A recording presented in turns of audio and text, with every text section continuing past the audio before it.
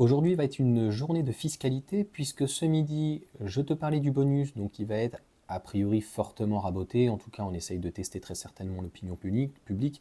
De toute manière, puni, on est puni. Non, c'est que de toute façon, le budget était d'1,5 milliard. On parlait même à un moment donné d'1 milliard, on a parlé même de 750 millions et a priori, il y aurait une enveloppe de 700 millions. Donc avec un leasing social qui va coûter entre 3 et 600 millions, de toute façon, on ne va pas faire du miracle obligatoirement.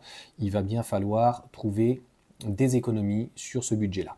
En cherchant donc des économies, la recharge, donc recharger sa voiture donc sur son lieu de travail, de bientôt imposable. Alors il y avait déjà donc certains coups de rabot, les règles de l'URSSAF donc permettant donc de recharger sa voiture électrique ou hybride. Donc je te mettrai les informations ici. Hybride, rechargeable. Les hybrides ne se rechargent pas, Caradisiac. Donc c'est pour les hybrides rechargeables gratuitement sur son lieu de travail, pourrait ne pas être reconduit donc en 2025. Donc là, le but, c'est pas d'économiser, le but, c'est d'aller chercher du pognon. Et d'ailleurs, je préfère le dire tout de suite, en fait, j'avais enregistré la vidéo et le micro n'était pas allumé. Moi, je ne suis pas contre qu'on aille chercher donc par rapport à ces AEN, c'est-à-dire ces avantages en nature, même si ça fait jamais plaisir. Par contre, toutes les aides, même les aides sociales, dans ces cas-là, à mon sens, devraient être réincorporées. Donc, qu'est-ce qu'on apprend? Les entreprises et leurs salariés donc, risquent de devoir mettre la main à la poche, alors que le gouvernement envisage d'alourdir la taxation en tout cas, des AEN. Donc oui, il y a déjà une partie qui doivent réincorporer, réintégrer, etc.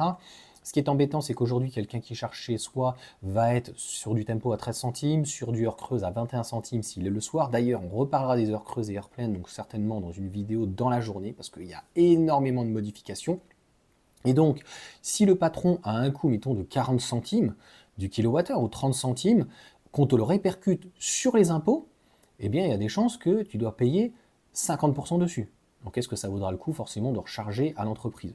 Donc, c'est plutôt pas une mauvaise décision, mais est-ce que, en fait, ils ont mis la pression à un moment donné sur les entreprises, sur les voitures électriques, on est clair, et avec la possibilité donc de pouvoir recharger. Il y a d'ailleurs des personnes qui peuvent peut-être pas recharger chez eux en appartement, donc ils ont une entreprise et ils peuvent recharger. Et en gros, c'est pas qu'on va les punir, mais ces aides, cet avantage va être donc plus lourdement en tout cas taxé. Donc la mise à disposition donc d'une borne de recharge de véhicules électriques par l'employeur sur le lieu de travail n'est pas considérée comme un avantage en nature, ce qui permet aux salariés de recharger le véhicule électrique ou hybride rechargeable sans bourse déliée.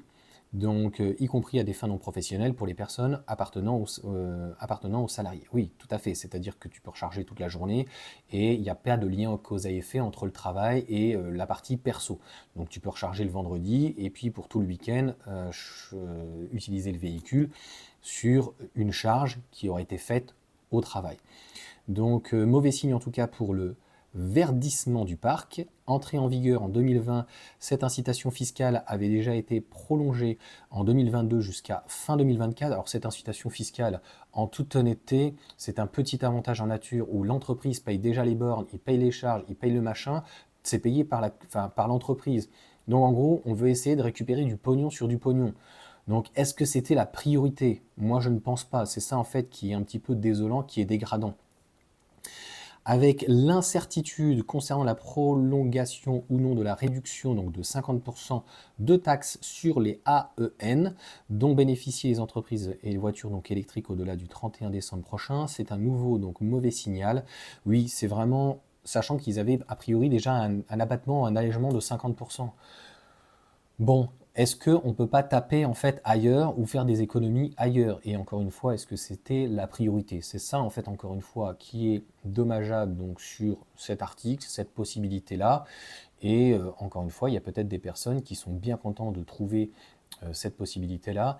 Et à un moment donné, si tous les avantages en nature, eh bien, en fait, on doit les réincorporer dans les impôts, quels sont les intérêts en fait de ce type donc d'avantages en nature? Avant, c'était peut-être zéro. Il y avait donc tous les avantages aussi des CE et puis les tickets restaurants. On sait que les tickets restaurants aujourd'hui sont, on va pas rentrer dans les débats, mais pas abusifs, mais c'est plus récemment pour le restaurant. Maintenant, tu peux aller faire tes courses avec. Bon, à mon sens, c'est pas ce qui embête, quoi. Donc, sur la voiture électrique, je trouve que là, ça fait beaucoup de matraquage pour pas grand-chose. En fait, c'est même pas une aide fiscale, ce n'est même pas de l'argent que l'État ou un budget devrait percevoir ou pas percevoir. Honnêtement, l'entreprise paye déjà de la TVA et tout dessus, et on veut récupérer un avantage en nature sur quelque chose qui a déjà été payé par une entreprise quand même, parce qu'il y a bien quelqu'un qui paye ce forfait. Et encore une fois, il y a de la TVA dessus. Donc il y a un abonnement, etc. Il y a des bornes, il y a des charges. Je trouve que c'est un petit peu abusé. Voilà, donc autant dans ces cas-là supprimer les aides et les bonus que d'aller emmerder donc les personnes et les entreprises en fait qui ont tout fait pour s'efforcer de mettre des bornes en tout cas à leurs collaborateurs. C'est ce que je pense. En tout cas, voilà, c'est mon avis. Sur ce, ciao à tous. Dites-moi ce que vous en pensez honnêtement. Est-ce que c'est tout à fait normal de tout taxer ou est-ce qu'à un moment donné, l'État va un petit peu nous lâcher un petit peu la grappe?